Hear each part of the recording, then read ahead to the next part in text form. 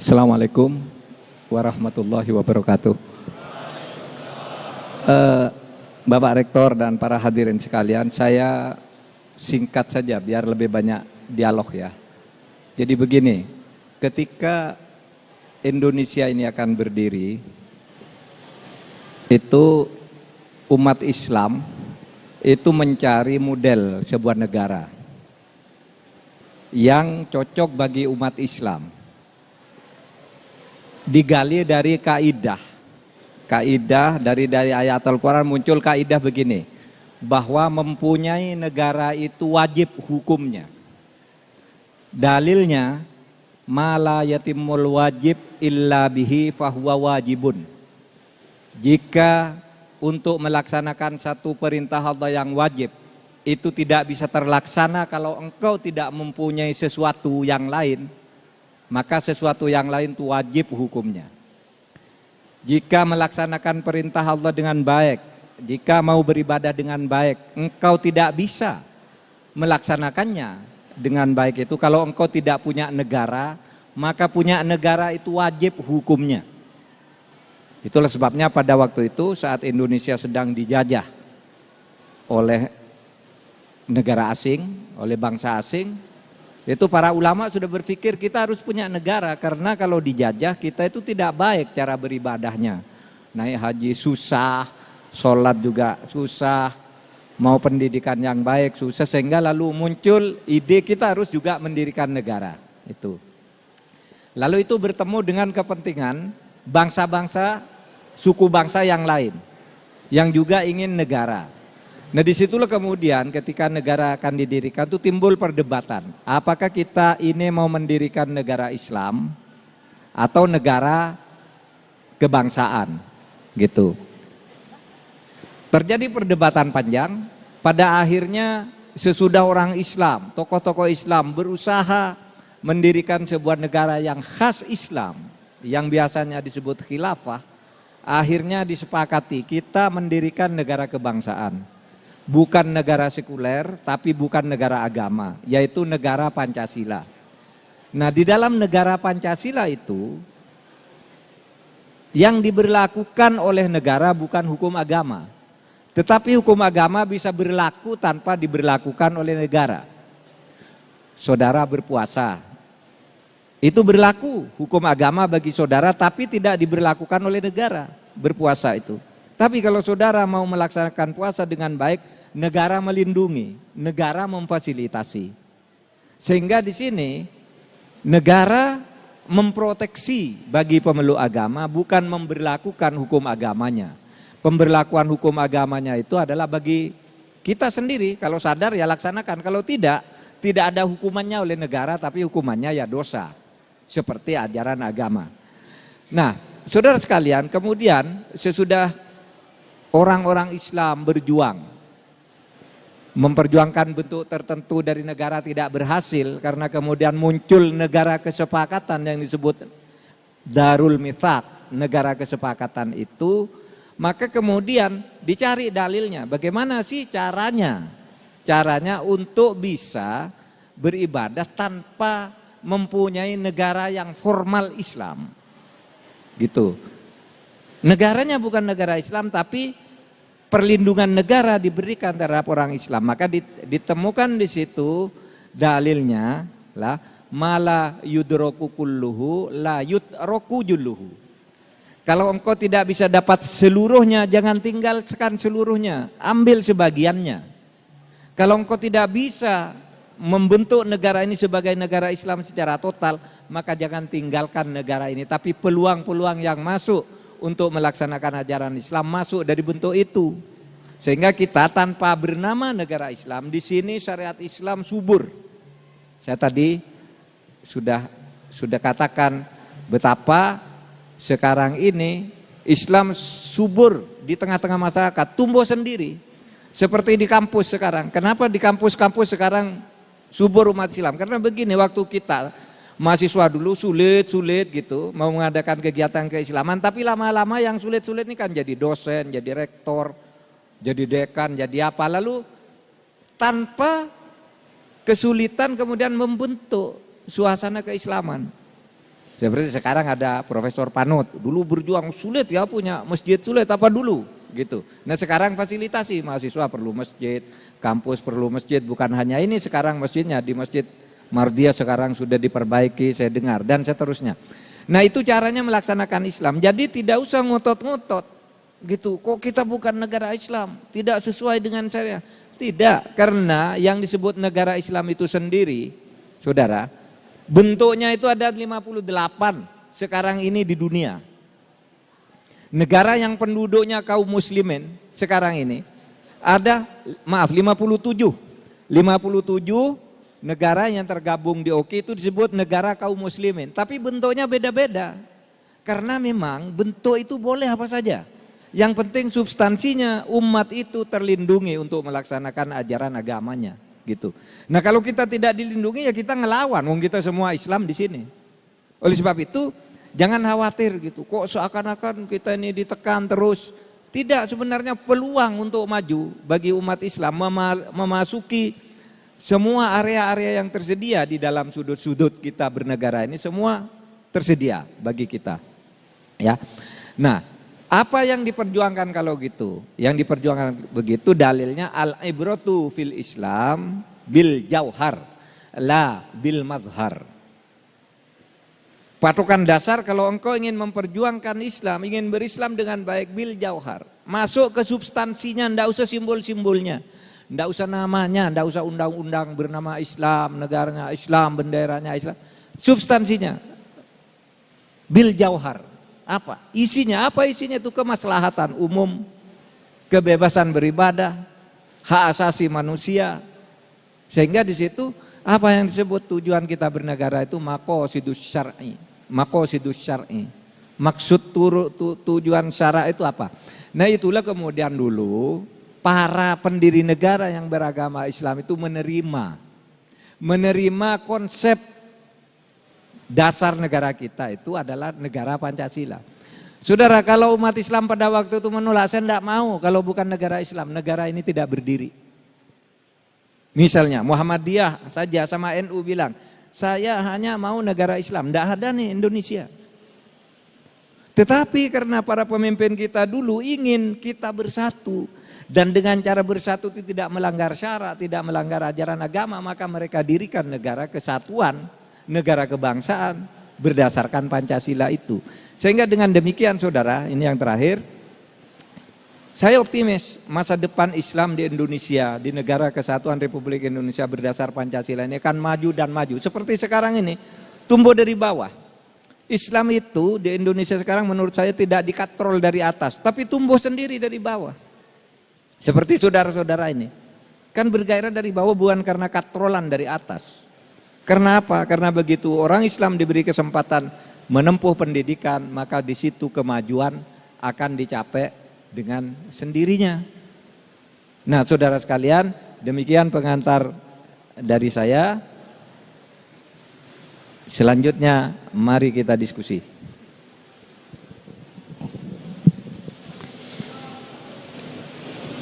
Baik jamaah sekalian, sekarang kita masuk ke sesi utama Ramadan Public Lecture pada malam hari ini, yaitu dialog, diskusi dengan jamaah sekalian. Silakan bagi jamaah sekalian yang ingin bertanya, jamaah putra terlebih dahulu. Silakan maju yang sudah ditunjuk oleh panitia.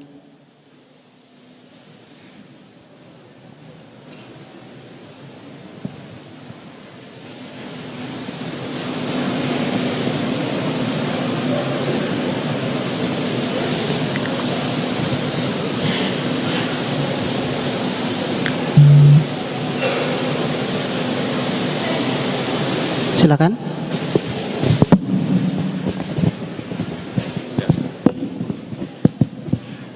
Baik, Assalamualaikum warahmatullahi wabarakatuh Prof. Salam kenal. Saya Fahrel dari HMI Hukum, ingin tanya Prof seputar materi yang Prof sampaikan. Saya sebenarnya punya pertanyaan terkait dengan hal ini dan saya tanya ke beberapa dosen dan saya tidak mendapatkan jawaban yang memuaskan. Saya harap Prof bisa menjawab dengan baik. Jadi gini Prof, kalau di bukunya Prof Suhino, Ilmu Negara, Pasti teman-teman yang dari Fakultas Hukum belajar tentang konsep nation state dan state nation, negara bangsa dan bangsa negara.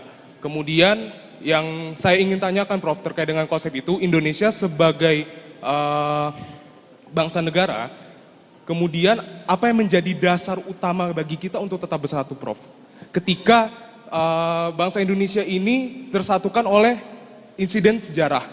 Karena kebetulan Hindia Belanda ini mencakup apa yang kita kenal sebagai Indonesia. Pun seandainya Soeharto selama 35 tahun berkuasa berhasil mempertahankan Timur Timur, mungkin kita mempunyai justifikasi. Atau mungkin Hindia Belanda ketika menguasai Timur Timur, Timur Timur pun mempunyai hak untuk masuk wilayah kita. Tapi ternyata enggak. Kita mengenal Indonesia sekarang karena insiden sejarah.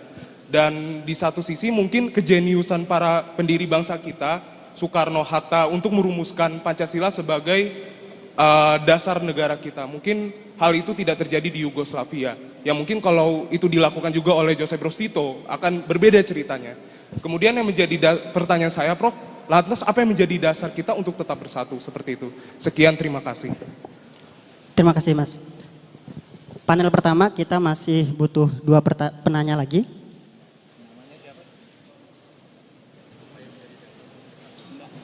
Enggak pakai nama. Silakan, panitia.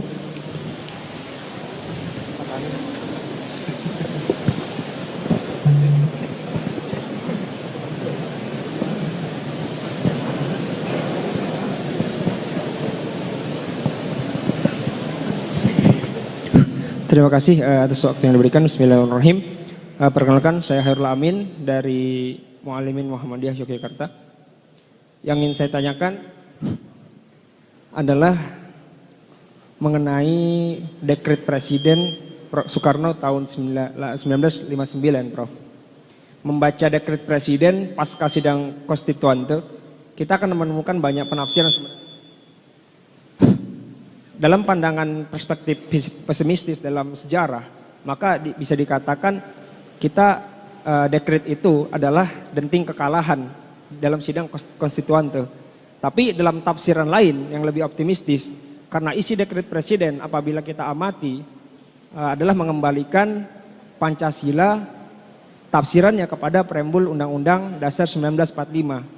Nah, yang ingin saya tanyakan adalah karena Prof pernah menjadi ketua Mahkamah Konstitusi mantan, bagaimana proses pertarungan legislasi ini? Karena kalau kita mengingat undang-undang yang ada, terutama beberapa tahun terakhir, itu sangat kering dalam nilai perspektif nilai keislaman. Nah, itu bagaimana Prof kira-kira posisi tawar itu? Dan kemungkinan untuk menjadi legal drafting Islam masuk ke dalam posisi itu. Bagaimana Prof sendiri melihat prospek ini ke depan?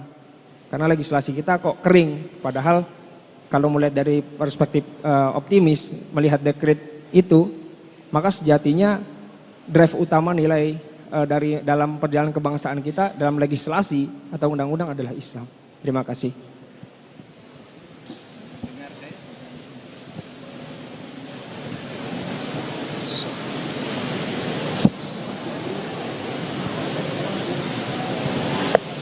Satu lagi dari belakang.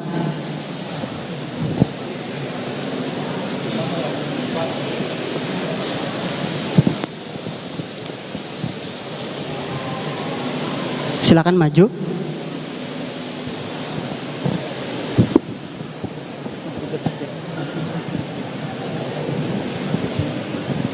Assalamualaikum warahmatullahi wabarakatuh.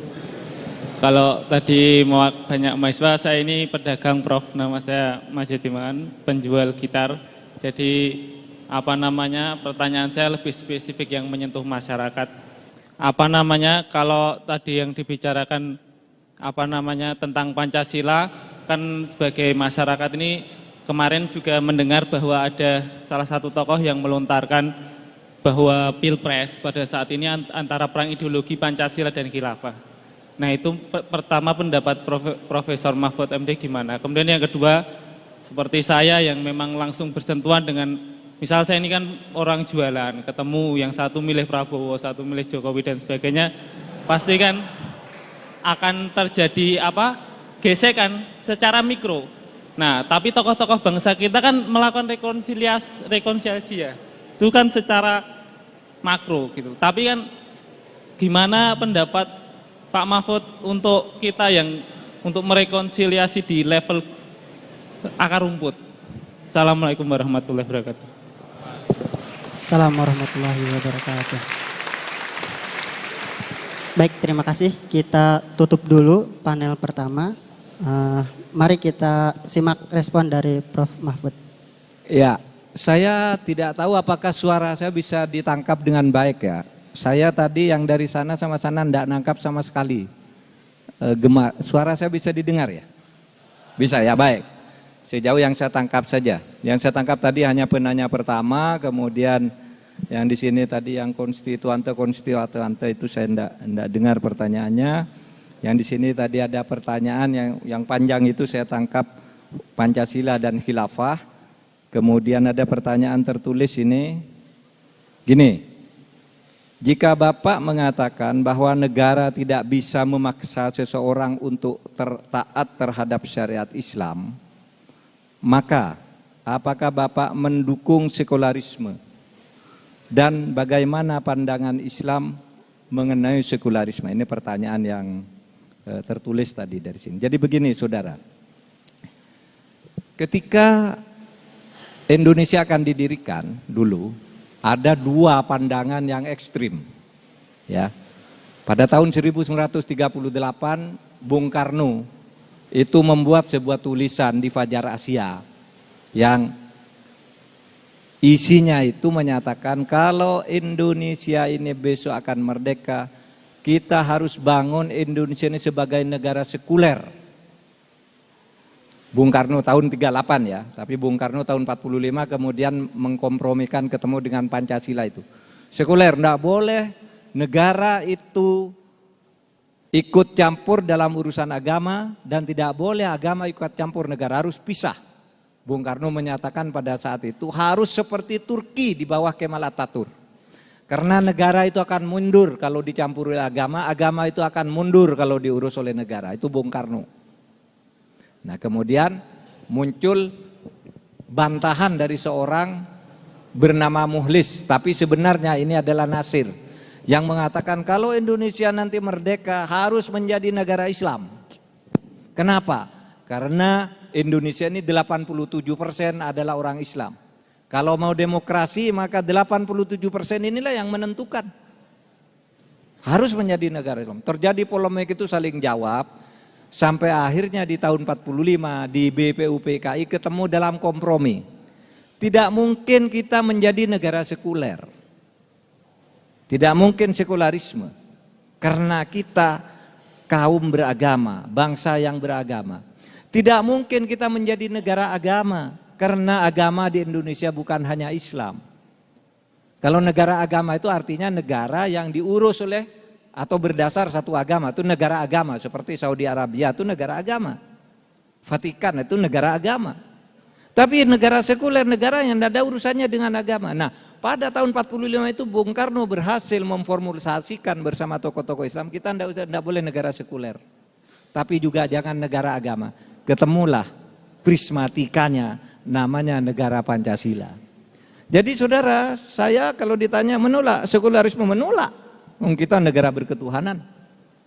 Nah di dalam negara berketuhanan ini, negara tidak memberlakukan ajaran agama tertentu, tetapi melindungi seluruh pemeluk agama untuk melaksanakan ajarannya. Saudara kalau mau naik haji, dilindungi oleh negara, tapi negara tidak boleh mewajibkan saudara naik haji. Saudara mau bayar zakat, saudara, negara tidak boleh, saudara wajib bayar zakat, tidak boleh. Tapi kalau saudara mau bayar zakat, negara melindungi, maka disediakan badan amil zakat oleh negara. Tapi saudara tidak bayar, tidak apa-apa. Negara tidak memperlakukan hukum agama. Jadi negara melindungi, tetapi tidak memberlakukan sama. Orang Hindu dilindungi, kalau orang misalnya orang Hindu mau naik haji ke Sungai Gangga sana, dia harus dilindungi oleh negara. Harus dilindungi. Karena itu keyakinan mereka, gitu. Orang mau ke Vatikan saat tertentu harus dilindungi, tapi negara tidak mewajibkan. Nah itulah negara kita, negara Pancasila, negara berketuhanan itu begitu. Tidak memberlakukan hukum agama tetapi melindungi rakyat yang secara keperdataan, secara ubudiyah ingin melaksanakan ajaran agamanya. Terus hukum nasionalnya apa? Hukum nasionalnya itu adalah hukum yang dibuat bersama melalui proses eklektisasi di DPR. Orang Hindu ketemu di DPR, Islam ketemu, Kristen ketemu, lalu berembuk di situ. Lahirlah hukum nasional. Inilah hukum Indonesia. Misalnya hukum pemilunya, ya hukum pemilu sama. Apakah Anda Kristen, Hindu, Katolik, ya hukum pemilunya itu. Hukum tata negaranya ya itu. Hukum pidananya juga itu. Nah itulah hubungan antara negara dan agama di Indonesia. Jangan khawatir lah, agama ini akan mendapat perlindungan dan akan maju. Akan semakin maju, dan Indonesia menjadi harapan masa depan dunia sebenarnya dalam rangka Islam yang lebih ramah terhadap kemanusiaan. Satu, kemudian yang kedua, saudara, apa yang menjadi dasar kita untuk bersatu?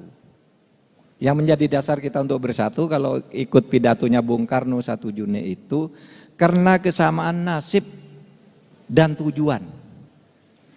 Nasibnya sama, ya, kita di bawah penjajahan, di bawah sebuah sistem yang hegemonik, sangat otoriter dan menindas, punya tujuan yang sama, punya perasaan yang bersama dan ingin bersatu. Itulah maka lahir Indonesia. Itulah yang oleh Bung Karno disebut geopolitik. Geopolitik kita itu apa sih? Geopolitik kita itu satu. Kita punya pulau sebanyak 17.500 pulau, itu bersatu.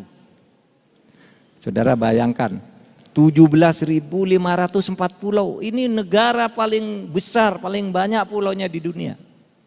Punya 1.360 suku bangsa. Bersatu. Karena nasib dan tujuan yang sama. Di mana itu? Geopolitik yang bernama Nusantara ini. Punya kekayaan yang secara geografis luar biasa. Kita punya semuanya. Agama banyak, coba saudara. Bayangkan tuh India kita tuh dulu disebut Hindia Belanda karena dijajah oleh Belanda. India itu namanya Hindustan Raya, itu namanya Hindia Inggris, dijajah oleh Inggris. Ketika merdeka mereka menyatakan yuk kita bangun Hindustan Raya, sebuah negara India yang demokratis. Oke, karena mereka demokratis, Ali Jinnah mengatakan begini, atas nama demokrasi saya dari Pakistan tidak ikut India, saya mendirikan negara Islam sendiri. Lahirlah negara Islam Pakistan terpisah dari India karena beda agama. Indonesia tidak, coba. Indonesia tidak. Mari kita bersatu, para tokoh kita bersatu meskipun berbeda di dalam sebuah negara. Mahatma Gandhi gagal menyatukan Islam dan Hindu. Indonesia juga sesudah Pakistan berdiri negara Islam. Tahun 47, India juga merdeka tahun 47, pecah di tahun 47. Kita bersatu sampai sekarang di dalam kebesaran seperti ini. Pakistan merdeka tahun 47, terus mereka menjadi negara sendiri pada tahun 71, pecah dengan Bangladesh. Bangladesh mengatakan, orang Pakistan kamu sombong. Meskipun kita sama-sama Islam tapi kulit saya yang agak hitam-hitaman ini, orang timur dengan berbahasa Bengali, kamu bagus-bagus, kaya-kaya berbahasa Urdu. Maka saya lebih baik merdeka sendiri sekarang, berdirilah negara Bangladesh didirikan oleh Mujibur Rahman pada tahun 71. Indonesia tidak.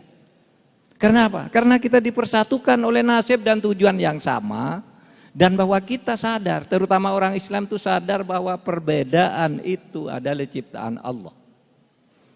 Itu yang menyebabkan para ulama itu, sudahlah kamu jangan benci kepada orang yang berbeda karena Allah sendiri mengatakan begini nih di dalam Al-Qur'an. Walau syaa rabbuka lamana man fil ardi jami'a. Kalau Allah tuh mau semua orang di muka bumi ini iman kepada Tuhan yang sama. Ini kata Allah sendiri nih. Nanti coba dibuka surat Yunus ayat 99. Walau syaa rabbuka lamana man fil ardi kulluhum jami'a. Kalau saya mau nih, kata Allah, kalau saya mau, ini manusia di muka bumi ini iman kepada saya semua.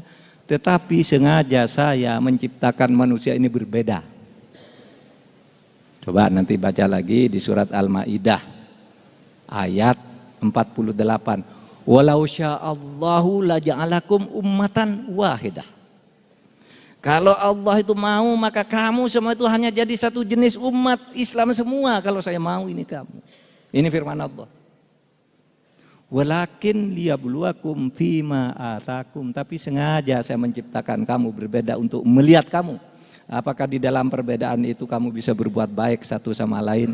Oleh sebab itu fastabikul khairat. Berlomba-lomba saja dalam kebaikan. Tidak usah memaksa orang lain untuk sama dengan kita, untuk apa? Kalau Allah mau sudah disamakan semua. Sengaja saya menciptakan perbedaan itu, kata Allah. Itulah yang dipakai oleh para ulama kita itu. Ketika ber-Indonesia ini, mari kita bersatu di dalam keberbedaan. Karena perbedaan itu justru rahmat. Justru Tuhan sendiri yang menciptakan. Apa ada di antara Anda bisa membantah bahwa Tuhanlah yang mengatakan bahwa saya yang menciptakan kamu berbeda. Saya yang menciptakan, kata Allah. Terus kenapa kamu memaksa orang lain yang memang sudah saya bedakan sendiri? Tugasmu adalah menyampaikan kebenaran.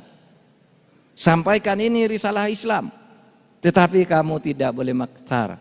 Fadzakir innama anta mudzakir. Ingatkan Muhammad, tapi engkau adalah pengingat. Wa ma anta bimusaitir. Kamu tidak boleh memaksa.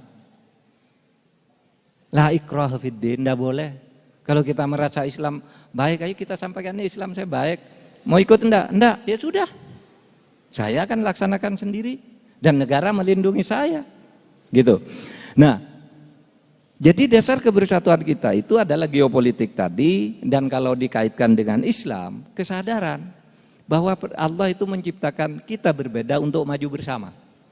Itu yang menyebabkan kita bersatu. Kita merasa enak dengan orang yang berbeda suku, beda agama, beda ras. Dan sebagainya biasa-biasa aja gitu. Kita punya pilihan hidup sendiri-sendiri. Pancasila dan khilafah. Saudara, begini. Pada saat Indonesia didirikan, itu para tokoh Islam itu mengusulkan negara khilafah. Istilah khilafah itu disebutkan di dalam sidang itu oleh Sukiman Wiryo Sanjoyo. Tetapi dia mengatakan khilafah, menyebut khilafah itu sudah tidak dengan bentuk tertentu.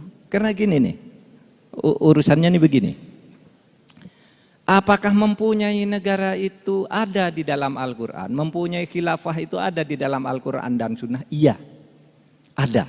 Karena buktinya Allah menyatakan di dalam Al-Quran itu ada istilah al-mulk. Al-mulk itu kulillahumma malikal mulk. Mulk itu kerajaan, khilafah. Ada kata al-balad, wahadal baladil amin, itu negara, khilafah juga. Wahadal baladil amin, kemudian ada kata sultan. Sultan, itu kekuasaan, negara, khilafah. Lalu ada kata bilad, alladzi lam yukhlaq mithluha fil bilad, itu negara. Jadi dalam Islam itu ada negara, ada khalifah. Sebagai prinsip, adanya negara, memiliki negara itu adalah fitrah. Tidak ada orang hidup di dunia ini yang tidak punya negara, tidak ada. Cari coba, apa ada orang hidup di dunia ini tidak punya negara? Begitu lahir, dia ada dalam negara. Itulah sebabnya Al-Quran berkali-kali menyebut negara. Kan kalau dikatakan sistem pemerintahan khilafah. Tetapi sistem pemerintahan menurut Al-Quran dan Sunnah itu tidak ada. Siapa yang berani mengatakan ada ngacung sekarang? Tidak ada. Tidak ada. Siapa yang berani mengatakan ada? Yuk. Tidak ada. Tidak ada di dalam Quran dan Sunnah Rasul sistem tertentu itu tidak ada. Artinya apa? Sistemnya itu bebas. Boleh negara Pancasila, boleh parlementer, boleh presidensil, boleh ada pemilu, boleh ada legislatif, boleh ada raja, perdana menteri, boleh. Yang penting maqasidus syar'inya Anda kalau punya negara harus dipimpin oleh seorang pemimpin yang adil. Kalau Anda punya negara, hukum harus ditegakkan dengan adil. Wa idza hakamtum bainan nas. Kalau engkau menghukumi, memimpin di antara manusia. Bukan di antara bainal muslimin, tidak. Bainan nas, di antara manusia, siapa saja manusia. Nah, itulah sebabnya saya selalu katakan nih, Anda yang selalu teriak-teriak khilafah, tolong tunjukkan kepada saya mana sistem khilafah menurut Islam itu. Yang tertentu, tidak ada. Anda mau tuh, itu Khulafaur Rasyidin juga beda-beda bom. 4 itu khalifah. Kalau bicara sistem, misalnya Abu Bakar itu sistemnya apa sih? Abu Bakar itu sistem permusyawaratan. Umar sistem penunjukan. Iya kan? Utsman sistem perwakilan melalui ahlul halli wal aqdi. Beda-beda tuh. Artinya apa? Soal bentuk dan mekanisme silahkan, tetapi di sini yang paling pokok. Negara harus diselenggarakan dengan adil, apapun namanya. Oleh sebab itu Anda tidak bisa menemukan sekarang ini. Kalau saya tanyakan, mana sistem khilafah sekarang yang menurut Anda sesuai dengan Islam? Tunjuk satu, pasti akan saya salahkan. Tunjuk. Anda mau nyebut Arab Saudi, salah. Wong yang Mesir juga bilang bukan Arab Saudi, negara Islam. Iran juga bilang bukan, si Libya bukan. Arab Saudi itu Al-Mamlakah. Terus ada Uni Emirat Arab. Beda lagi imaroh di sana. Di sana Mamlakah, sini imaroh. Lalu di Iran ada Al-Jumhuriyah, sistem imamah. Negara-negara itu beda-beda. Mana yang benar? Benar semua. Kok benar semua? Karena bentuk negara atau hukum tata negara itu lahir berdasar kebutuhan waktu dan tempat. Bilang begini, dalilnya tuh la yungkaru taghayyurul ahkam li taghayyuril azman wal amkan wal awaid. Tidak bisa dipungkiri bahwa hukum tata negara pun itu lahir berdasar perbedaan waktu. Kalau waktunya beda, bentuknya beda. Zaman Abu Bakar dulu sistem musyawarah langsung. Nah sekarang waktunya sudah lain, pakai pemilu. Kan bisa, pakai sistem parlementer, pakai perwakilan. Tapi ada juga yang Islam itu Islam benar, tetapi tidak usah pakai perwakilan, langsung darul fatwa. Raja berkuasa, didamping oleh seorang mufti ahli agama di sampingnya. Boleh enggak itu? Boleh. Sistem Pancasila boleh enggak? Boleh. Ini tinggal kita mengisinya saja. Sehingga saya selalu berkata sih, saya ini orang Islam. Kalau memang ada yang tahu dalil sistem khilafah itu yang baku seperti ini, saya mau ikut. Saya mau ikut. Karena itu wajib bagi saya kalau ada. Tetapi sesudah saya tanya, enggak ada. Bung Riau yang teriak-teriak itu enggak tahu bahwa tidak ada. Banyak khilafah. Ya ini sudah khilafah. Indonesia ini kalau di bahasa Arab kan, ya sistem pemerintahan Indonesia itu kalau di bahasa Arab kan al-khilafah al-Indonesia. Sudah ini khilafah ini. Kalau bahasa Arabnya. Iya. Kalau ditanya bentuknya, ayo saya tantang di sini kalau ada yang tahu bentuknya. Tunjukkan ke saya bahwa Pancasila itu bertentangan dengan khilafah Islamiyah. Tidak ada. Karena kalau saya tanya sistemnya apa sih? Sistemnya. Tidak ada. Sistem bisa berbeda-beda. Mesir itu sistemnya lain, Maroko lain, Malaysia lain, Pakistan lain, Islam semua, Libya lain, Tunisia lain. Beda.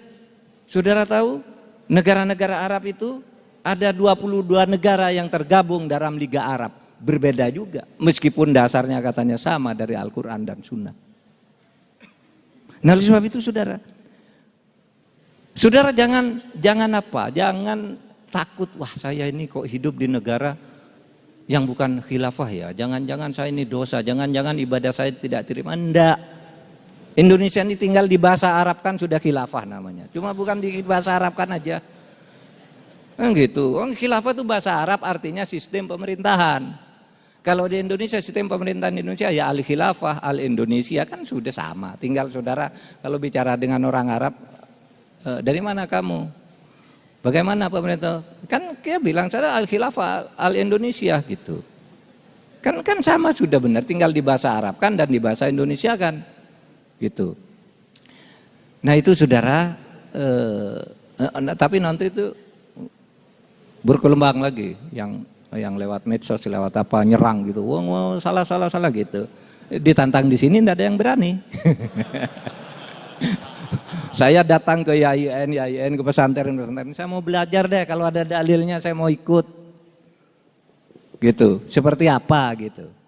Nah saya hanya ingin mengatakan saudara bernyaman-nyamanlah hidup di negara kesatuan Republik Indonesia berdasar Pancasila ini dengan agama saudara. Jangan merasa takut, jangan merasa dosa kok merasa macam-macam gitu.